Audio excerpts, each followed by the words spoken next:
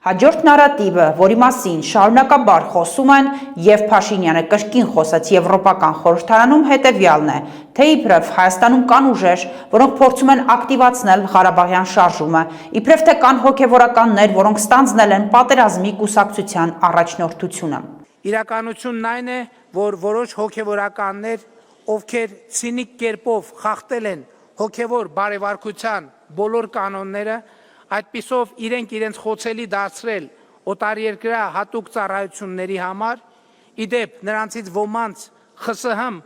պետական անվտանգության կոմիտեի գործակալ լինելու փաստը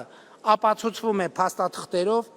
ահա այդ հոգևորականները Հայաստանի Հանրապետությունում ստանձնել են պատերազմի կուսակցության առաջնորդությունը։ Հայաստանում չկան ուժեր, որոնք պատերազմ են քարոզում, չկան այդպիսիք, չկան Ղարաբաղյան շարժումն ակտիվացնողներ, սա կատարյալ հորինվածք է։ Մինչդեռ վարչապետի պաշտոնը զբաղեցնող մարդն ասում է, օտար ուժերի ներգրավմամբ խանգարում են իրեն խաղաղություն հաստատել։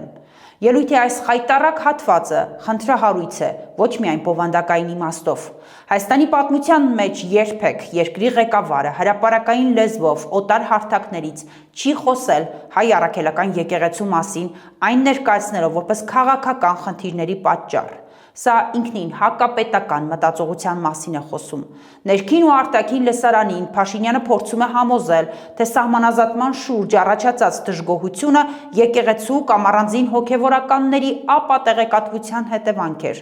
Ոչ մի խոսք այն մասին, որ մարդկանց հուզում է անվտանգությունը եւ պետական շահերի հաշվին կատարվող միակողմանի զիջումները։ Ինչ ստացավ Հայաստանն այդ զիջումների արդյունքում։ Խաղաղություն, թե Ադրբեջանի կողմից Հայաստանի տարածքում չդադարող դիրքավորում, որը հերքում թաքցնում են գործող իշխանությունները։